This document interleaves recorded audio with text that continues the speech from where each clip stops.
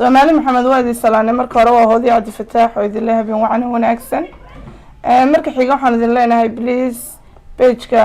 ماركتان كلنا فيسبوك يو تيك توك بفلو قرايا سيدا واقعيقو ميلدر وقارو ماداما أن أحضرنا سلام مركا أن أدقدقاقنا فدا قرصون عروت باهيا قاركا قبا قريا هوستو كتبا عليسان كواسو تاغيرا إيو تاكولين بينو قباهان سادار كيسان halkan gadaasheeda waxa yaala ama barbarkayga baan dhaho xafaayad lixdana waabiskooga iyo lixdana iyo 30 daasadooda caana ilmo kasta waxaan ugu talagalnay daasad caana laba boqos xafaayada iyo laba midho waabisa waa barnaamijkeena afakaaba khayriga ah awalba maaragtay aan wadi jirnay dadka muxsiniinta baan u soo bandhignaa ka iibinaa wixii lacagtii ka soo baxdana awlaad kale oo iyaguna baahi gaar ah qaba ayuun baan uga faa'iideynaa qiimuhu waxa weeyaan waa $30 $29 oo caanihii labadii boqos xafaayad ah labadii midho waabiska ah iyo $1 oo transporterka waalidka ee maalinta imanaya ee ilmahooga u soo doonaya uu yahay waa $30 ka dhamaan muxsiniinta waxaan ka codsanaynaa in maaragtay hawsha khayriga nagala soo qayb qaataan aan lagu eegin taasoo aan dawlad naga qacan siineynin muxuu ahaayay cid kale oo ganacsato ah aan naga gacan siinayno marka laga reebo ninka muxsinka ah ee Safa General Trade in Ilaahay khayr badan ha siiyo oo doorkii dhaweeda 200 xafaayada aan bixinay Yaal Nur Charity Foundation ay caaniyo xafaayada biska kaashadeen taasan 200 oo badan guddoonsiinay dadkii muxsiniinta khayr ka soo baxsada waxaan leenahay miisaanka xasanaadka Allah idin saaro in waliba muraadkiisana macsiinahayn Ilaahay midigta ka siiyo lambarku page-ku saaran yahay wala maanahin dhahala oo kule $30 kaga farxi oo ugu iibi ilmo yar suuligiisa waxaan aan idin baraynaa waa suuli ilmo yar waa ilmo yar aan suuligi tagi karin tabashadiisa sheegan karin xafaayada loo xidho 6 subaxnimo haddii aan laga furin oo aan awood loo helin loogu soo iibiyo xafaayadka 6 maqribnimo laga furayo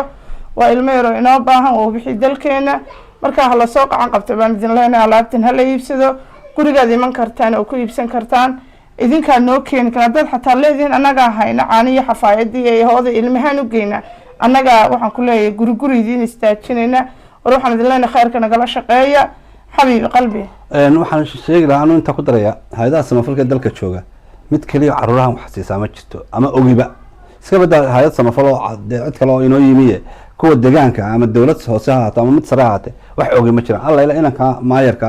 ayaa ilaa 8 caruur dhul siiyay oo sidaan maqaal ku ayo wali stiilin kastaan la kulmin caruuraha dhamaantood baqaran la kulanay ayuu dhul siiyay dhulkii qaarna waa loo dhisay qaarna wali qabiyo wax kale wadanka jooga ama dawlad ama shicib oo intaas maanta sheegtay ka duwan ma jiraan telesom sadaqad bay bixisaa dahabshiil ama dhigshiil baan u soo aqaano wuxuu bixiyaa sadaqad haddana kuwan ka sokeeyaan mid gaarsiinay warqadii aad u qortay warqadba imika intoodaba mid aan warqad u geeyay ma jirto marka waxaan leeyahay war dadkan ubadka Ilaahay inagu ina weydiinaya wala isku Ilaahay caafimaad ma waayin imkaas Ilaahay siin kara inagana inaga qaadi kara marka ubadkan yar u taageer dadka waad koorna fadayaan leeyahay waxaba intaba ka daran marka la arkay inaan carruur yar caanaha iyo xafadaha u geynay ama farshaada siinayno yaani shicibkii kale baahna ayaa aad u soo batay hooyada kule carruurta agoonta banaysta hooyada kule 3 dab ma shidan ya كودتك وين بارلايسكا كودتك وين بارلايسكا هايستا حفايدون انا جلين دوني حفايدك لو كواوين marka qurbajoogta ku dhado waxaan leeyahay kuwa Mareykanka wax soo saartaan ama Scandinavian ka ahaato ama Europe ka ahaato ama Mareykan ba ahaatee xafaayado waad soo saari kartaan Mareykanka waa nagu soo gaajin kartaan waana noo geeyna cid u baahan salaam alaykum soo dhawaada baan idin leenahay insha Allah biidmillaahi kariim hawshan aan wadnana waa hawshii dawladda ay qaban lahayd wasaaradda arrimaha bulshada ay qaban lahaydeen in lagu qacan siiyo baan rabnaa lagu garab galo waxaan idin leenahay taageero dadkana ta koorna afado salaamu alaykum waraxmatullaahi wabarakaatuh